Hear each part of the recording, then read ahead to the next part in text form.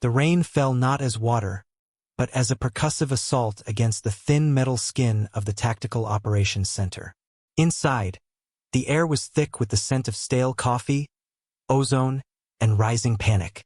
On the main holographic display, a topographical map of the Zeron Badlands pulsed with angry red icons.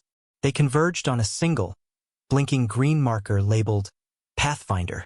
Colonel Marcus Thorne stood before the display, his jaw a granite slab of tension. His uniform was immaculate, the creases sharp enough to cut paper, a stark contrast to the chaos unfolding 1,000 kilometers away. Static hissed from the overhead speakers, a venomous whisper weaving through the frantic, clipped transmissions from the ground. Taking heavy fire from the ridge. We're pinned. I repeat, Pathfinder is pinned in the Serpent's Tooth. We can't break contact. Thorne's knuckles were white where he gripped the edge of the command console. The Serpent's Tooth. It was a death trap by design, a narrow, winding canyon system that nullified any advantage of numbers or technology. Now, a 12-man special reconnaissance team was being systematically dismantled within its unforgiving walls. What's the weather cell status? Thorne's voice was a low growl, stripped of all pleasantry. A young lieutenant, Evans, frantically tapped at his console, his face pale in the blue glow. Sir, it's worse than forecasted.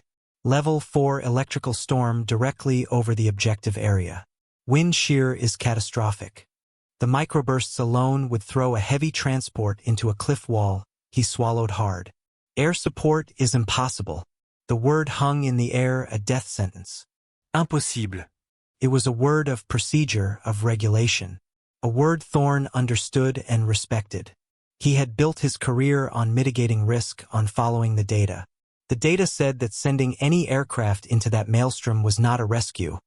It was a suicide pact. He'd be sending more men to die for men who were already dead. They're on their own, Thorne said, the words tasting like ash. His mind was already moving on to the grim logistics of recovery, of notifications to next of kin. He saw the mission file in his mind, stamped with the cold, final word, doomed. It was a logical, procedural conclusion, a bitter but necessary one. From the quiet shadows at the back of the room, a voice, calm and measured, cut through the tension. I can make that window, Colonel. Every head turned. Major Anya Rostova stepped forward, her flight suit immaculate but worn, the fabric faded over the shoulders and knees. She was not a large woman, but she moved with a dense, grounded economy of motion that made her seem to fill more space than she occupied. Her gaze was level, her expression unreadable. She had been observing the entire debacle in utter silence, her arms crossed, a ghost in the machine. Thorne's eyes narrowed. Major Rostova. Her file was a paradox.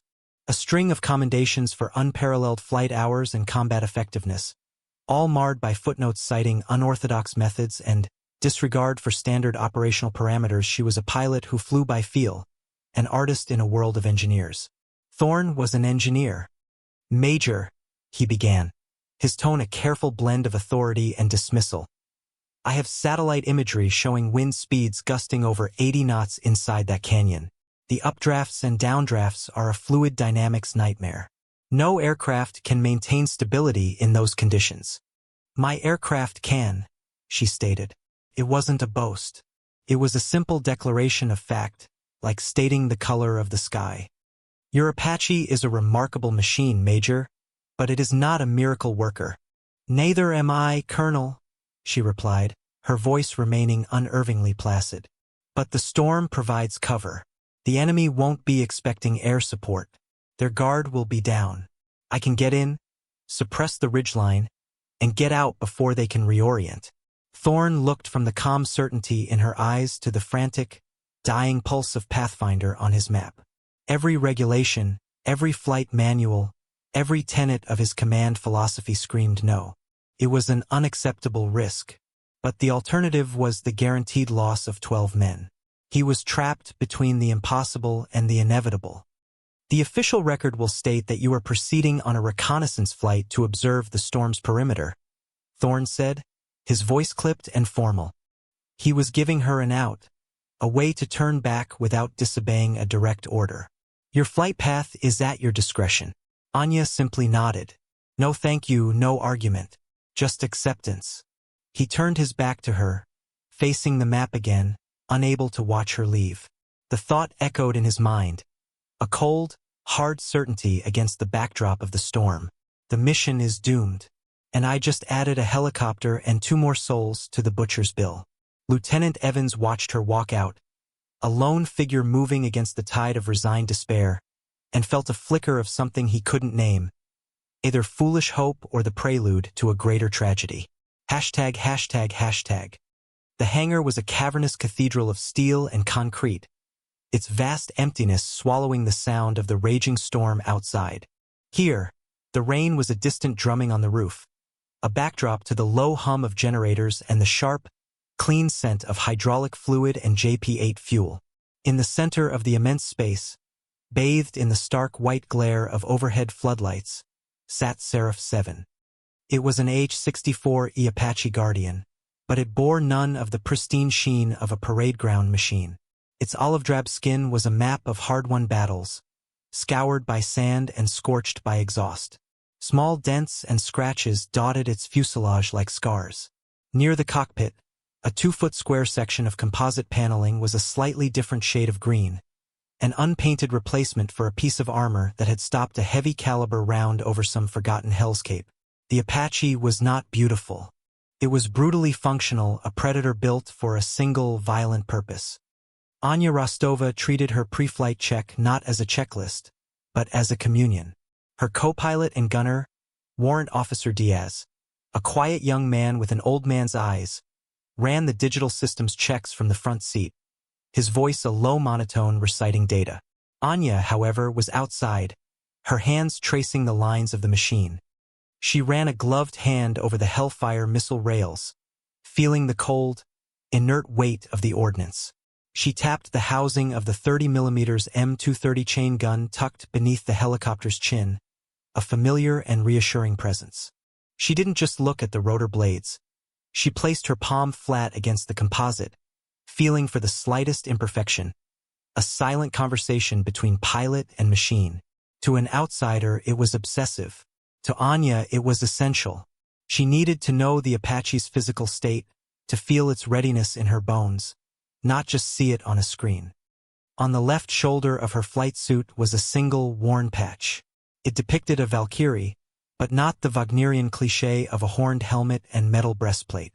This one was a stark, minimalist design, the silhouette of a woman's face, from which a single, sharp wing emerged. There was no glory in it, only grim purpose.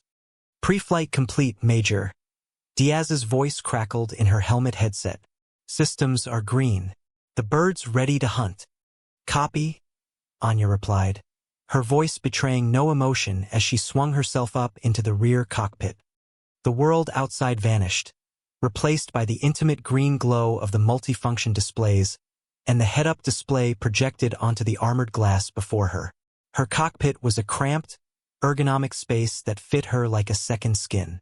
Her hands moved with fluid, unconscious grace, flicking switches, dialing in frequencies, her fingers dancing across the cyclic and collective controls. She wasn't just preparing to fly an aircraft. She was synchronizing herself with it. The Apache was an extension of her will, its rotors her wings, its weapons her claws. The canopy slid shut, sealing her inside with the low, steady hum of the avionics. The roar of the storm was now a muffled, pressing weight. She initiated the engine startup sequence. The twin turbines whined to life, a rising shriek that settled into a deep, guttural roar. The massive 4-bladed main rotor began to turn, slowly at first, then faster and faster until it was a transparent, shimmering disk above them, beating the air into submission. The entire airframe vibrated with immense, contained power. TOC, this is Valkyrie, she said into the radio, her call sign cutting through the ether. Commencing departure. There was a pause. Then Thorne's voice came back, tight and strained. Acknowledged, Valkyrie. Godspeed. Anya didn't reply. She didn't need luck. She had her machine and she had the storm. With a final, delicate adjustment of the collective, she lifted Seraph 7 off the ground. The Apache rose into the torrential rain, a dark, angular shape ascending into the heart of the tempest, disappearing into the violent, churning blackness that had doomed everyone else. Hashtag, hashtag, hashtag. The flight into the serpent's tooth was not flying. It was a controlled fall through chaos. As soon as Seraph 7 cleared the relative shelter of the airbase, the storm seized it. The Apache, a 15,000-pound machine of war, was tossed about like a leaf in a gale. Vicious crosswinds hammered the fuselage, and sudden, violent pockets of turbulence dropped them 50 feet at a time, the G-forces pressing Anya deep into her seat. Rain lashed against the canopy with the force of thrown gravel. Lightning bleached the world white for a split second, revealing a hellscape of roiling, bruised purple clouds. The thunder that followed was a physical blow, a concussive wave that vibrated through the entire airframe. In the command center, Lieutenant Evans watched Valkyrie's radar signature buck and jolt on the main screen. He held his breath with every dip and sway. More than once, the signal flickered, threatening to vanish entirely. "She's flying too low," Thorne muttered, his eyes glued to the display. "She's in the ground clutter. The terrain-following radar can't possibly keep up in these conditions." He was right. By the book, he was absolutely right. The automated systems were screaming warnings, red lights flashing on Anya's console, the synthetic voice of the onboard computer calmly announcing proximity alerts and wind shear warnings. Anya silenced them with a flick of a switch. She wasn't using the terrain-following radar. She was flying by instinct, her hands and feet making thousands of micro-adjustments per minute. She wasn't fighting the storm. She was dancing with it. She used the updrafts for a surge of lift, angled the nose to cut through the crosswinds, and rode the downdrafts like a surfer on a wave. The storm was not an obstacle. It was camouflage, a living, breathing entity that concealed her approach. Inside the cockpit, her focus was absolute. Her world had shrunk to the green-hued imagery of her helmet-mounted display. Through the forward-looking infrared FLIR system, the world was a ghostly landscape of heat signatures. The cold rain made the canyon walls black, while the hot engines of enemy vehicles and the body heat of soldiers would glow with incandescent brilliance. 5 clicks to the AO, Diaz reported from the front seat, his voice steady despite the violent ride. He had absolute faith in her. He'd seen her fly through a haboob in Kandahar that had grounded the entire air wing. This was just water. "Copy," Anya said. "Going dark." She cut all non-essential external lighting and dropped the Apache even lower, skimming the churning surface of the flash flood that now raged through the canyon floor. The tips of her rotor blades were mere feet from the jagged rock walls. This was nap of the earth flying, taken to an insane extreme. She was a ghost, a whisper of displaced air in the throat of the storm. On Thorne's screen, Valkyrie's icon merged completely with the topographical lines of the canyon. It vanished. "Signal lost," Evans exclaimed. Thorne didn't say anything. He just stared at the spot where the green icon had been, his face a mask of stone. He had sent her to her death. The weight of his decision settled on him, heavy and cold. The mission wasn't just doomed. It was a catastrophe of his own making. Hashtag, hashtag, hashtag. For the men of Pathfinder, the world had been reduced to the sodden patch of rock they hid behind and the ceaseless, terrifying chatter of incoming fire. The enemy, an entrenched insurgent force, held the high ground on the southern ridge, pouring down a devastating torrent of machine gun fire that chipped away at their cover and their hope. "This is it," Sergeant Marcus Cole breathed into his comms, his voice raspy. "They're getting ready to rush us." He could see them massing, shadows moving through the rain. Then, through the cacophony of the storm and the gunfire, came a new sound. It wasn't the shriek of a jet or the familiar whump-whump of a Black Hawk. This was a deeper, more sinister thrumming, a rhythmic, predatory heartbeat that seemed to come from the very rock of the canyon walls. Suddenly, a shape materialized out of the rain and fog, rising from below the canyon rim like a beast from a nightmare. It was skeletal, angular, and bristling with menace. For a terrifying second, they couldn't tell whose it was.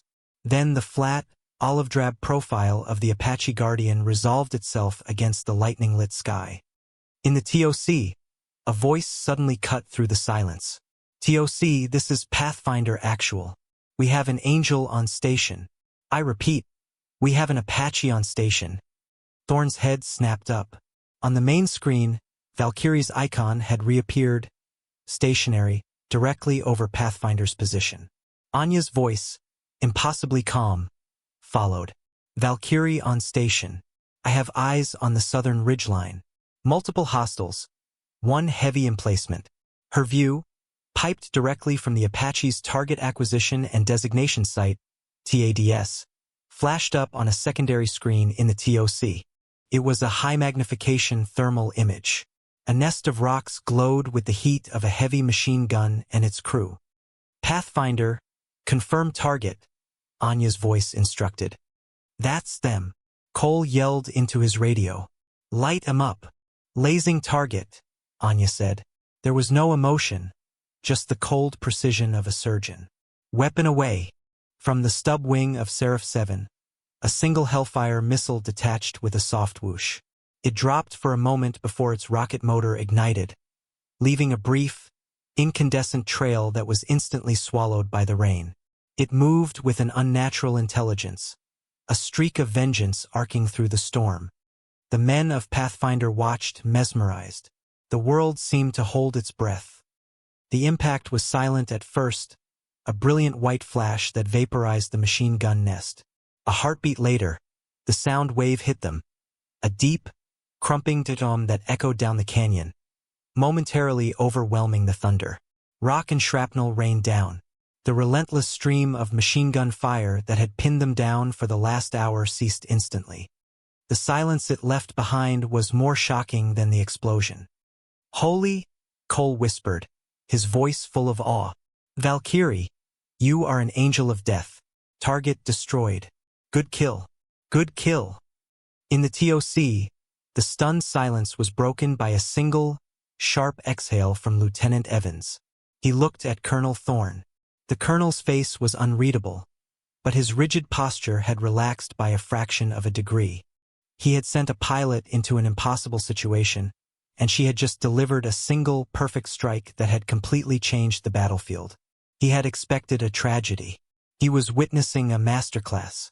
####. The enemy was not stupid.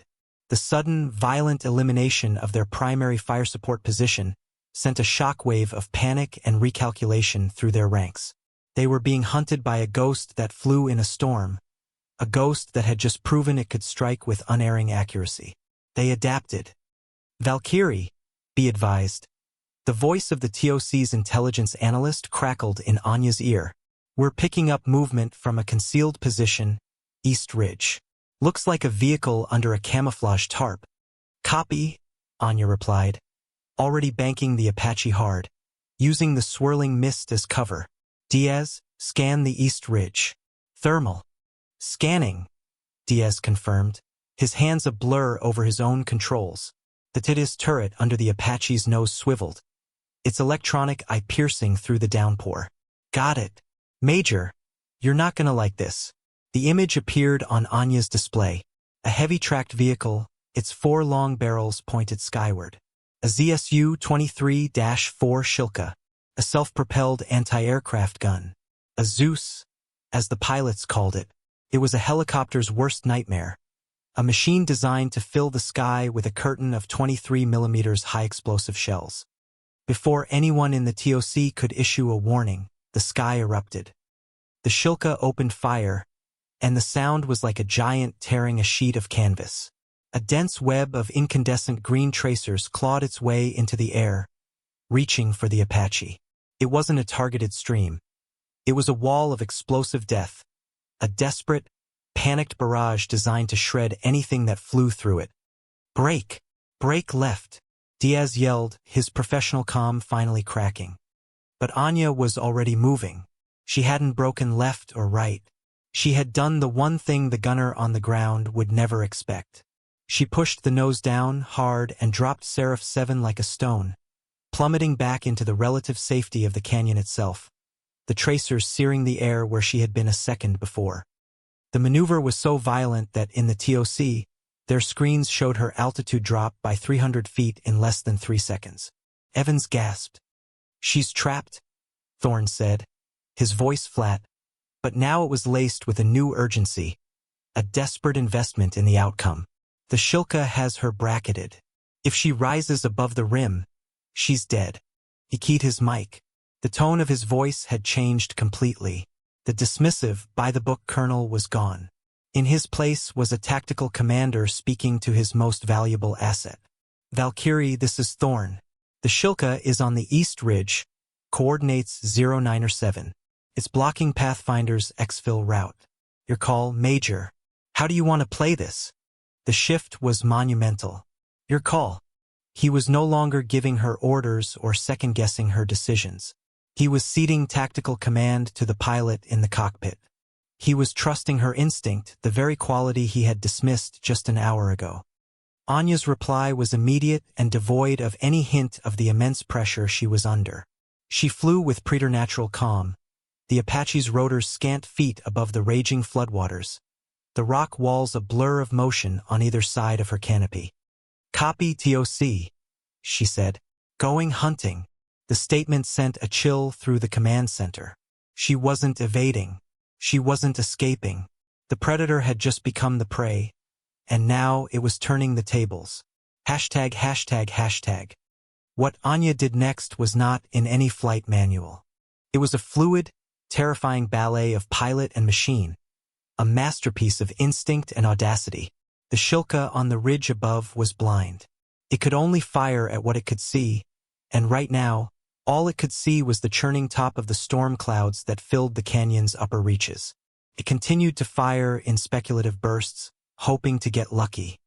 Anya saw her opening, not away from the storm, but through it. "Diaz, get ready to slave the gun to my helmet," she said. "You got it, Major," he replied, his voice tight with anticipation. She pulled back on the cyclic, and the Apache surged upward, but not out of the canyon. She flew directly into the thickest part of the cloud bank, a dense, swirling fog that reduced visibility to zero. For a few heart-stopping seconds, Seraph 7 was flying completely blind, a ghost inside a ghost.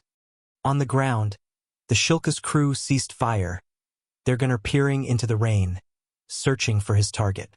He assumed the helicopter had retreated. It was a fatal mistake.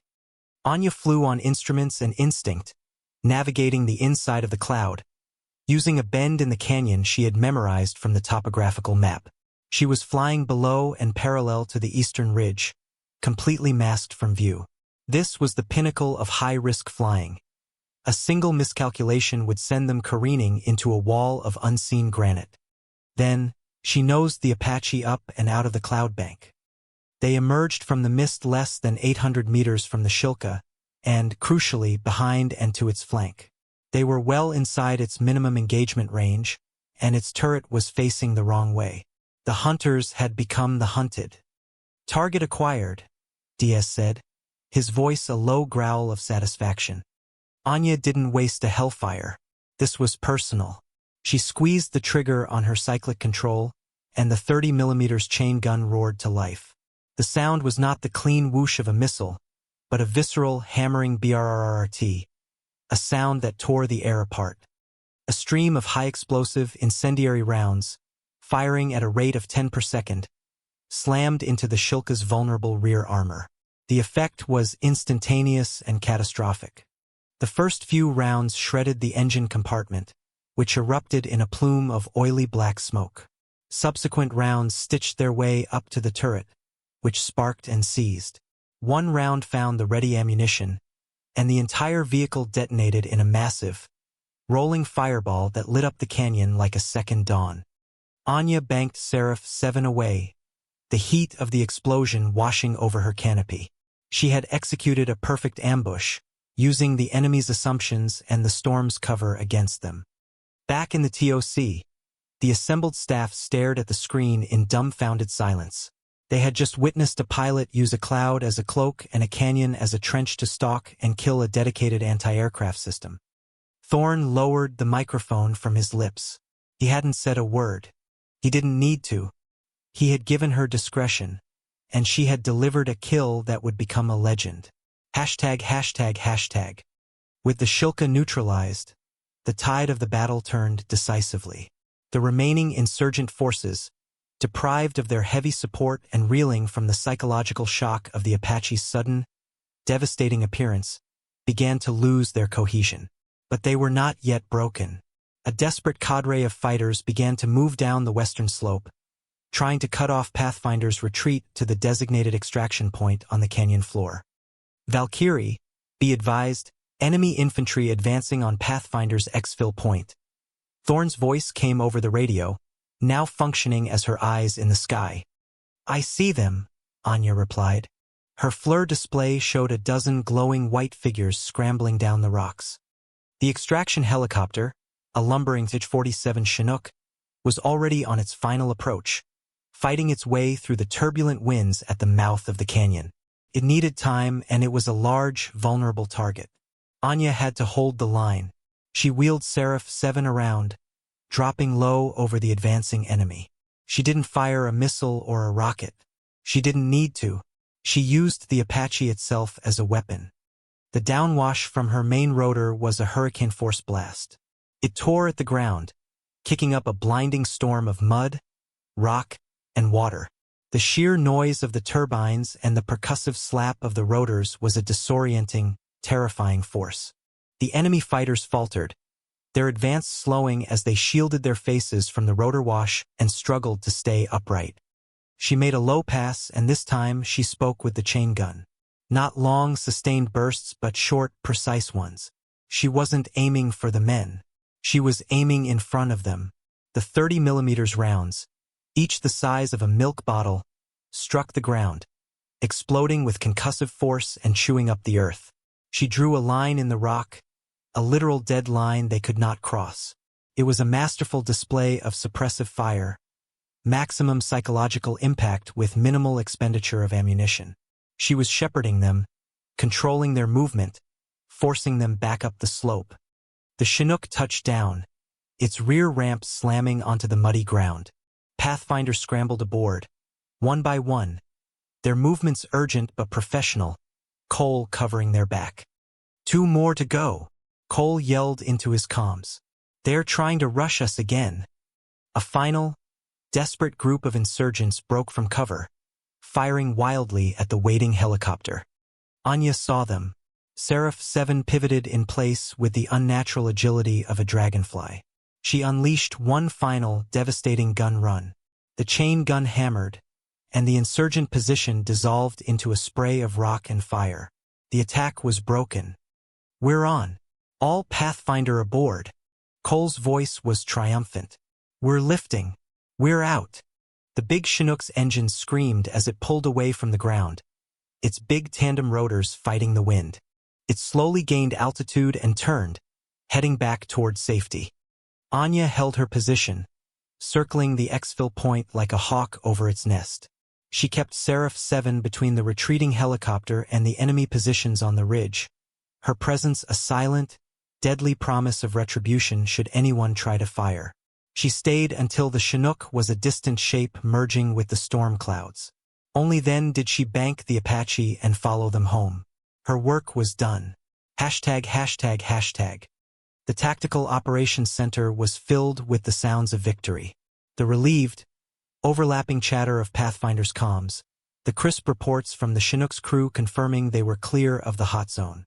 It was the sound of lives saved, of a mission snatched back from the jaws of utter failure.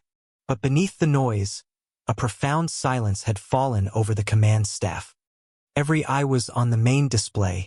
They watched the green icon labeled Valkyrie execute a final, sweeping turn over the Serpent's Tooth before heading east, its velocity vector pointing directly back to their airbase.